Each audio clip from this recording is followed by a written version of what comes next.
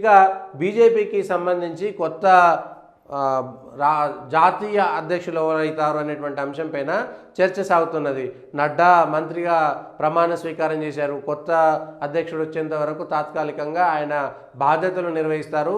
June కల్లా గతంలో ఢిల్లీలో జరిగినటువంటి జాతీయ కార్యవర్గ సమావేశాల్లో భారతీయ జనతా పార్టీ స్పష్టంగా చెప్పింది, జూన్లో ఎన్నికలు అయిపోయిన తర్వాత జూన్లో నడ్డా ప్లేస్లో కొత్త అధ్యక్షుడు వస్తారనేటువంటిది. ఆయన మంత్రివర్గంలోకి వెళ్ళిపోయారు కాబట్టి ఇప్పుడు ఎవరుంటారు, నడ్డా స్థానంలో ఎవరుంటారు అనేటువంటి విషయము పార్టీలో చర్చ జరుగుతున్నది.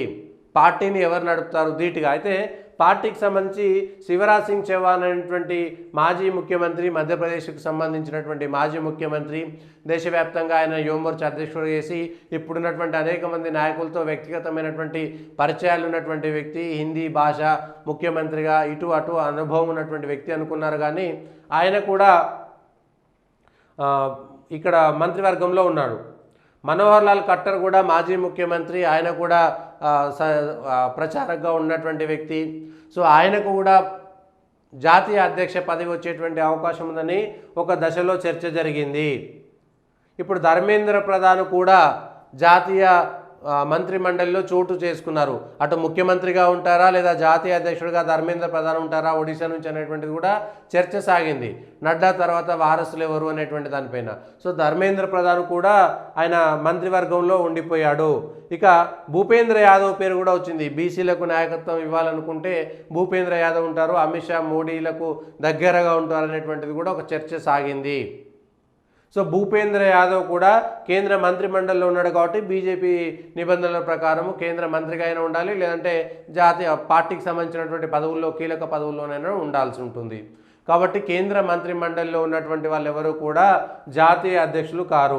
ఇక కిషన్ రెడ్డి, ఈ సౌత్ నుంచి వచ్చినటువంటి వాళ్ళల్లో కూడా కిషన్ రెడ్డి పేరు కొంతవరకు వినపడింది. కిషన్ రెడ్డి కూడా కేంద్రంలో క్యాబినెట్ మంత్రి హోదాలో ఉన్నారు కాబట్టి కిషన్ రెడ్డి కూడా లేరు.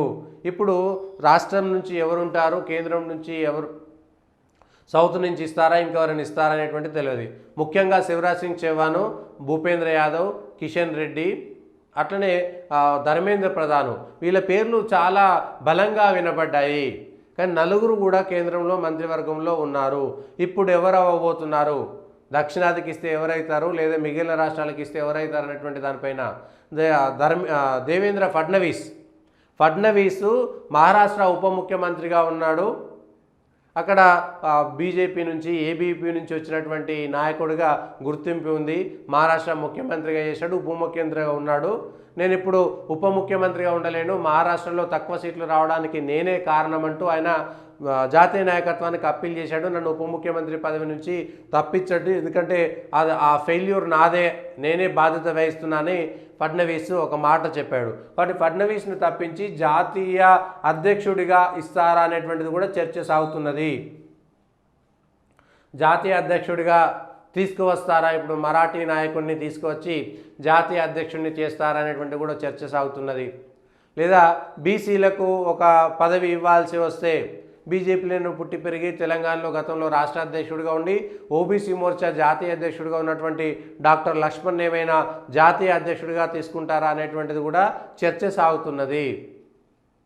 లేదంటే ప్రహ్లాద్ జోషి, కర్ణాటక నుంచి కూడా మంత్రిగా ఉన్నటువంటి ప్రహ్లాద్ జోషి కూడా వస్తారా అనేటువంటి, ప్రహ్లాద్ జోషి కూడా మంత్రివర్గంలో ఉన్నాడు. సో కర్ణాటక నుంచి ప్రహ్లాద్ జోషి కూడా మంత్రివర్గంలో ఉన్నాడు కాబట్టి ఆయన పేరు కూడా ఇప్పుడు లేదు.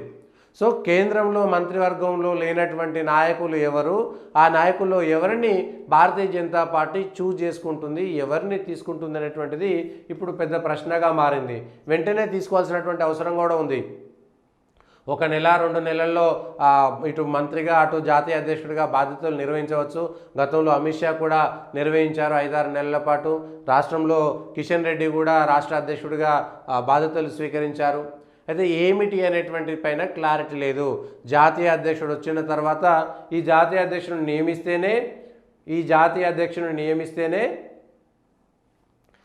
రాష్ట్రాలకు సంబంధించినటువంటి అధ్యక్షులను జాతీయ అధ్యక్షుడు నియామకాలు చేస్తాడు. సో వెంటనే ఈ నెలాఖరులోపే కొత్త జాతీయ అధ్యక్షుడు వచ్చేటువంటి అవకాశం మాత్రం పార్టీలో ఉన్నది.